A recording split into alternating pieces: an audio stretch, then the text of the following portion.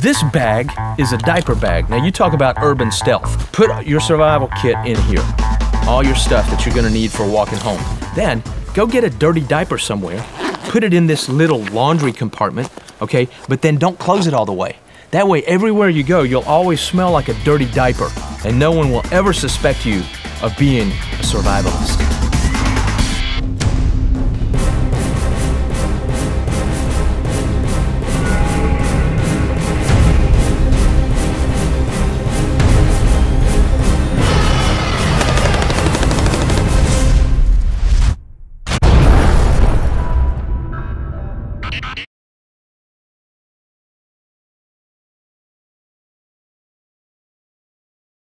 Well, it looks like even the 1% are getting worried about social unrest because of our debt and political problems. I just read an article on Drudge the other day where this wealth management company is advising its clients to get a bug-out bag.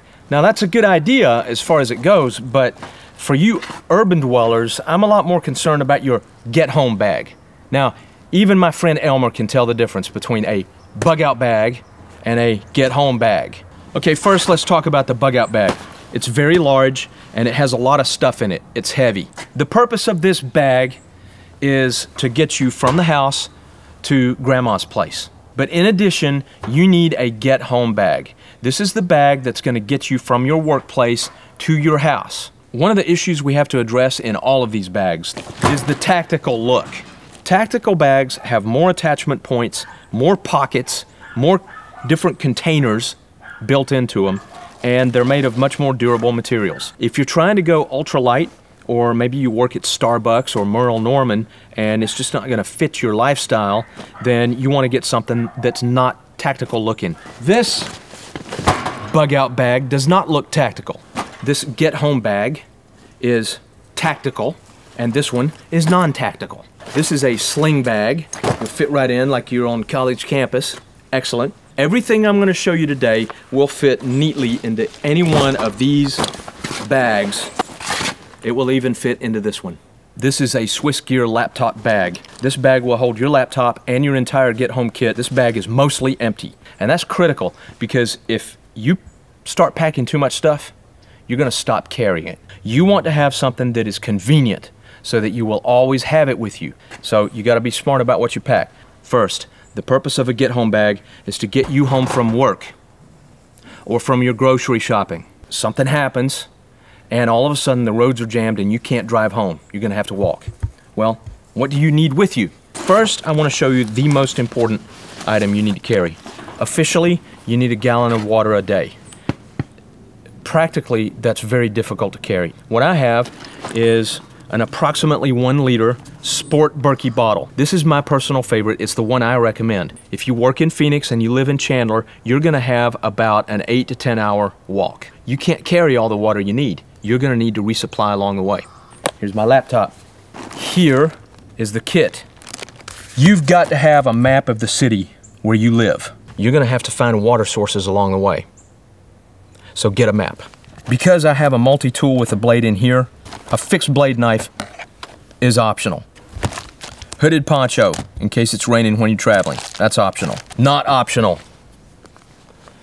This is dryer lint and some paper out of a telephone book. You can use newspaper. Store it some way that it will be kept completely dry. You need a Loksak. This thing is waterproof to a depth of 200 feet. Easy pull can of sardines and an energy bar. This case is very tough and it's waterproof to 100 feet. The case itself is optional.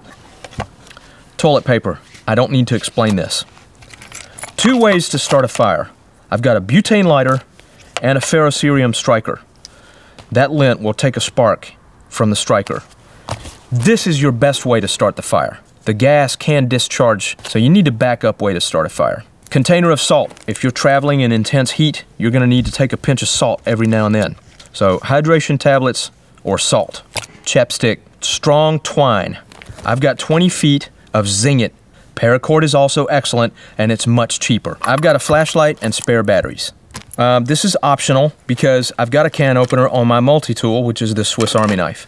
Button compass. You can actually find your way with this cheap, it costs a few cents. You've got to have a multi-tool. I've tried a bunch of different ones, and there are a lot of good ones out there. I always wind up going back to the basics. Duct tape has a million uses. This is a Mylar emergency blanket. Get at least a couple of adhesive bandages and put them in there. And then the other item that I want to see in any first aid kit is some antiseptic wipes. In this case, betadine solution. You need cash. You might be able to hire a ride home on a scooter. You need a gun, and you need to know how to use it. I don't care where you live. In a natural or political disaster, some people will revert to savagery. And if you've got to walk home, you'll be glad you have a gun. Just learn how to use it. Learn how to handle it safely. Both of these guns are .380 caliber. That's not a lot of power. Okay, if you want a bigger gun and you can carry it with you everywhere you go, go for it. Just be sure you have a small enough gun that you're happy to take it with you everywhere you go and it doesn't get too heavy and you start leaving it behind, because then it doesn't do you any good at all. It's better to have a small gun with you than a big gun that you don't have with you. Baseball cap. This is a 52 by 52 inch cotton sheet that I cut into a square 52 inches by 52, so it's like a shema. All of this stuff, except the laptop, will fit in other bags that don't have any kind of a tactical look to them at all. This is very small and convenient to carry everywhere you go. Thanks for watching. Go to the blog, survivalnewsonline.com, and I'll have a ton of information about these bags and the contents. I'll see you at the blog.